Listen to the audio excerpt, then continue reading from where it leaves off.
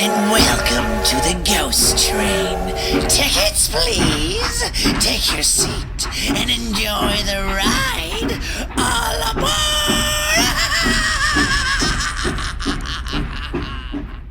Happy Halloween, everyone. My name's Drew. Welcome on board this very special edition of Ghost Train Podcast. With today being the creepiest day of the year, Halloween, I thought we needed to celebrate by creating a fun, scary, and thrilling Ghost Train ride for all you passengers listening. I'm going to update you on my Halloween movie marathon first. So I just watched the remake of The Evil Dead, and I gotta say I found it pretty fucking scary, but the original movie just brings me back to my childhood and gives me that nostalgic feeling. And I think that that's common with a lot of these horror remakes. I feel that these remakes that they're doing, they're scary, and some of them are downright gruesome and terrifying, but they lack that connection with the audience. I don't know, maybe that's just me. Even if Halloween is coming to an end, I'm always looking for horror movie recommendations, so keep them coming all year round. Today I put together a very short list of the most terrifying urban legends that are true. Some of these you're not gonna believe. Alright, here we go. So the one that I found totally freaky was the movie The Candyman is actually based on real events. If you've seen that movie, you know that that is messed up. If you haven't seen the movie The Candyman, you should go check it out now because it's actually pretty fucking scary. So the urban legend goes like this, that if you say his name and look in the mirror, he will come out of the mirror and attack you, right? So the real story though is that in 1987, there was a murder in Chicago. A woman called 911 frantically, insisting that she was being attacked in her apartment, found her dead by gunshots, and the investigators determined that her assailant had gained access to her unit by breaking through the connecting wall in the adjoining apartment and climbing in through her medicine cabinet. So I guess that's kind of where the whole Candyman kind of idea came from. Now the complex was built that way intentionally so that the plumbers investigating leaks could simply remove the cabinet to check the pipes, but it became a frequent mode of entry for burglars and also, in this case, some killers. Alright, now the second one is Cropsey. If you lived in Staten Island, you heard the legend of Cropsey. Basically, a boogeyman who lived in the woods. Parents would tell their kids that this story was not true, but he did exist. In 1987, there's that year again, Andre Rand was put to trial and convicted of child abduction. Now, it turned out that Rand may have been connected to a rash disappearances of children in the 1970s. He had once worked at a defunct mental institution, and while he denies involvement in other cases, it's clear that Rand's activities had influence on the stories that were being told in Staten Island. Alright, now for me, this one is the weirdest one on the list. And this is the last one I'm going to do. If you lived in the Virginia area in the 1970s, you were probably exposed to the story of the Bunny Man. I'd never heard of this before. Have you heard of this guy? Now the legend goes as followed. An escaped mental patient would gut little bunnies and hang them underneath a bridge's underpass. Shortly after, this maniac decided it was time to graduate from gutting bunnies and start gutting teens and hanging them under the bridge the same way he would hang the bunnies. Locals would be cautioned to never go near this bridge on Halloween night. And the bridge is known as Bunny Man Bridge. And the truth to this story is that in October 1970, a couple reported seeing a man dressed in a white suit, and guess what he was wearing? Yeah, that's right, bunny ears. He was yelling at them that they were on private property. At this point, the man pulled out a hatchet and began wielding it around and whipped it at their car windshield, smashing it. So that's the first sighting of the real Bunny Man, and there is a second. So the Bunny Man was spotted 2 weeks later by a security guard.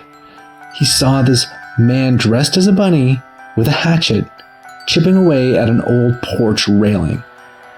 He notified the police, but the police were unsuccessful of locating this man. They never, ever found him.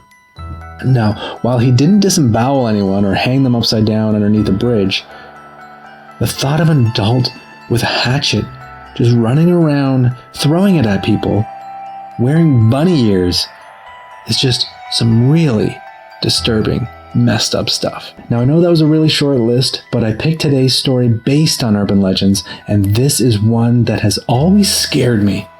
And there's a lot of different versions of the story out there, but this is the Ghost Train podcast, and this is our version of an absolute classic. So here we go.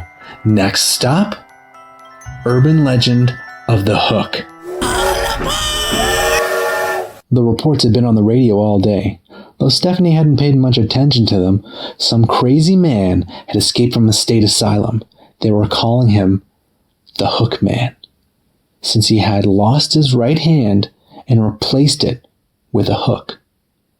He was a serial killer, and everyone in the region was warned to keep watch and report anything suspicious. But this didn't really interest Steph. She was more worried about what she was going to wear for her date that night.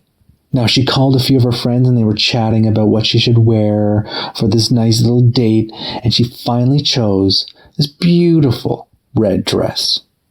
She went out onto her porch to wait for her boyfriend, Teddy. He soon arrived and she got in his car and they drove off. They had planned to go to a drive-in movie with another couple. After the movie, they dropped the other couple off and the two of them went and parked at the local Lover's Lane. The red dress was a hit, and she cuddled up close to her boyfriend Teddy and they started kissing to the sound of romantic music on the radio. Then the announcer came on and repeated the warning that she had heard that afternoon. An insane killer with a hook in place of his right hand was on the loose in the area. Suddenly, this dark, moonless night didn't seem so romantic anymore. This Lover's Lane was very secluded and off the beaten track. The perfect spot for a deranged serial killer to lurk. These thoughts were running through Steph's head, so she pushed her boyfriend away. "Maybe we should get out of here," she said. "That Hook Man sounds dangerous." "Ah, come on, babe, it's nothing," Teddy said. Trying to get another kiss in, she pushed him away again. "No, really, we're all alone out here. I'm scared. If we don't go now, I'm going to scream." Teddy said, "Oh yeah, baby, I'd love to make you scream," and laughed. This pissed Stephanie off even more and they argued for a moment. Then the car shook, as if something or someone had bumped into it. She let out a shriek and told her boyfriend, "I want to leave right now." "Jeez," Teddy said in disgust, but he turned the keys and ripped that car out of Lover's Lane with the tires screeching. They drove home in absolute silence. And when they pulled into her driveway, Teddy refused to help her out of the car. He was being a total dick. Steph was so frustrated. She opened the door, got out of the car, and slammed the door shut as hard as she could. And then she let out another scream. Teddy jumped out of the car and caught her in his arms. "What is it? What's wrong?" he shouted. Then he saw it. A bloody hook hanging on the passenger side door. Teddy brought her up to the front door, gave her a kiss goodnight, and walked back to the car and grabbed the hook and tossed it in the back seat. He then proceeded to drive home. As he was driving, he could hear something shuffling in the trunk. He pulled over, popped the trunk, he walked to the back and looked inside, only to find a spare tire and a tire iron. He thought maybe that this stuff was just shuffling around a bit, and he closed the trunk and got back into the car and kept driving. He looked in his rearview mirror, and he saw the silhouette of a man with a hook for a hand sitting in his back seat. The man grinned and chuckled. And then he said, "I'd love to hear you scream."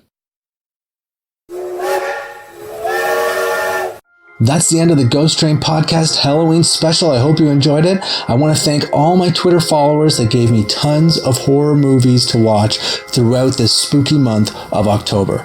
So a special Ghost Train salute to Ad Molinero. You had tons of horror movies to choose from, but the one that stood out for me is Dead Silent. Totally freaky. At They Talk recommended John Carpenter's The Thing. Total classic. Love it. At Dilbert Brandall recommended the original The Evil Dead. I'll be watching that one tonight. Don't you worry about that. And at El Burro Loco recommended The Fog. That's the original one too.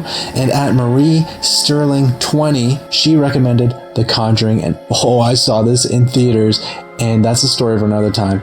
But that one scene with the entity on top of the wardrobe, holy crap. That is so fucking terrifying. And my podcast friend Melissa from At Haunted Ride, she was on the Ghost Train a few weeks ago, and she told me I need to watch It. And I did, and yes, clowns are friggin' creepy as fuck. So thank you all for all those awesome horror movie recommendations. You fucking rock. Now I have a special message from James White, the host of the Beverly Street Seance, and I'll read it for you right now. He wanted me to tell you all that there was a woman that came to his seance. She was poked in her left thigh 5 times that night. Long story short, this woman Emily has now been in the hospital ever since.